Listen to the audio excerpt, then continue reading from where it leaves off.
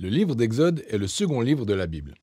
Il continue l'histoire du livre précédent, de la Genèse, qui s'achève lorsque Jacob, le petit-fils d'Abraham, conduit sa grande famille de 70 personnes en Égypte.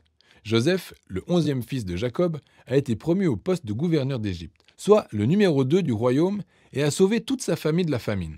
Ainsi, Pharaon, le roi d'Égypte, leur a proposé de venir vivre dans son pays qui leur servirait de refuge. Jacob finit par mourir en Égypte, ainsi que Joseph et tous ses frères. Environ 400 années passent avant que ne débute l'histoire d'Exode. Ce nom fait référence à l'événement qui survient dans la première moitié du livre, l'Exode d'Israël depuis l'Égypte.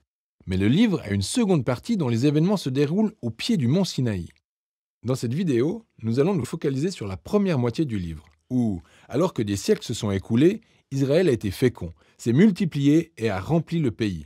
Cette phrase fait écho à la bénédiction donnée par Dieu à toute l'humanité dans le Jardin d'Éden. Et c'est ce qui nous amène à suivre le cheminement de l'histoire biblique jusqu'à ce stade. L'humanité a perdu la bénédiction de Dieu par son péché et sa rébellion. Alors Dieu a choisi la famille d'Abraham comme canal par lequel rétablir ses bénédictions au monde entier. Mais le nouveau Pharaon ne considère pas Israël comme une bénédiction. Il pense en fait que ce groupe d'immigrants israélites, en pleine expansion, constitue une menace à son pouvoir. Et tout comme dans la Genèse, l'humanité se rebelle contre la bénédiction de Dieu. Alors ici, Pharaon tente de détruire la source de bénédiction de Dieu, les Israélites. Du jour au lendemain, il les asservit en les soumettant aux travaux forcés, puis ordonne que tous les garçons israélites soient noyés dans le Nil. Pharaon est donc jusqu'ici le pire personnage de la Bible. Son royaume incarne la rébellion de l'humanité contre Dieu. Pharaon a si bien redéfini le bien et le mal au gré de ses intérêts que même le meurtre d'enfants innocents semble bien à ses yeux. L'Égypte est donc devenue pire que Babylone ne l'était dans le livre de la Genèse. Alors Israël appelle à l'aide contre cette nouvelle Babylone. Et Dieu répond. Il commence par contrer le plan de Pharaon à travers une mère israélite qui pose son fils sur le Nil au moyen d'un panier. Il flotte sans danger pour être recueilli par la propre famille du Pharaon.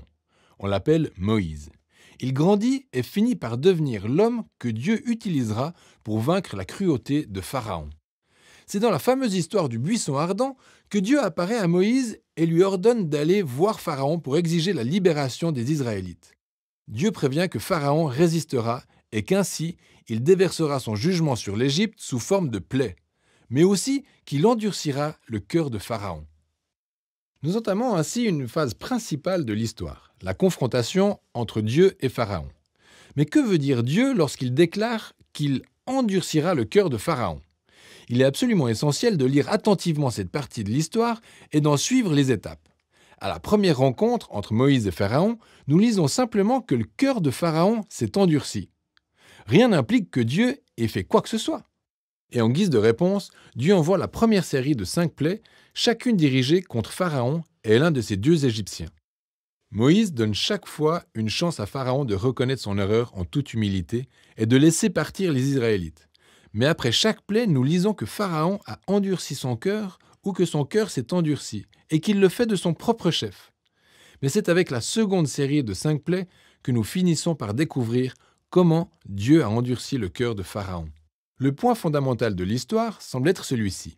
Même en sachant que Pharaon résisterait à sa volonté, Dieu lui tendait quand même des perches pour l'amener à faire ce qui est bien. Mais la cruauté de Pharaon finit par atteindre un point de non-retour. Même ses propres conseillers pensent qu'il a perdu la tête. Et c'est à ce stade que Dieu prend la main en tournant à son avantage la cruauté de Pharaon pour accomplir son propre plan de délivrance. Pour sauver Israël, Dieu se paye la tête de Pharaon, alors que celui-ci court aveuglément à sa perte, comme nous le verrons par la suite. La dernière plaie se produit la nuit de Pâques, lorsque Dieu inverse la situation face à Pharaon. Tout comme Pharaon a tué les fils des Israélites, c'est de la dernière plaie que Dieu tuera le premier-né d'Égypte. Mais contrairement à Pharaon, Dieu offre une échappatoire au moyen du sang de l'agneau. Et l'histoire s'interrompt ici pour nous plonger en détail dans le rituel annuel de la Pâque juive. Dans la nuit précédant leur départ d'Égypte, les Israélites ont sacrifié un agneau sans défaut et ont couvert de son sang l'entrée de leur maison.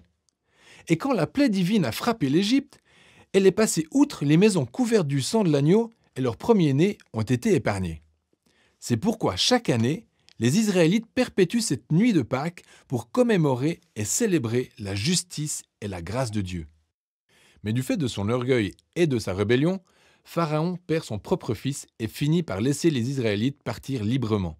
Les esclaves vivent donc leur exode d'Égypte. Mais à peine sont-ils partis que Pharaon revient sur sa décision, rassemble son armée et les poursuit pour la confrontation finale. Alors que les Israélites traversent la mer en toute sécurité, Pharaon se lance dans une course vers sa propre destruction. L'histoire de l'Exode se termine par le premier cantique de louange dans la Bible. C'est le cantique de la mer Rouge. La dernière phrase proclame que le Seigneur est roi. Ce cantique rappelle dans un style poétique le but relié à l'histoire du royaume de Dieu.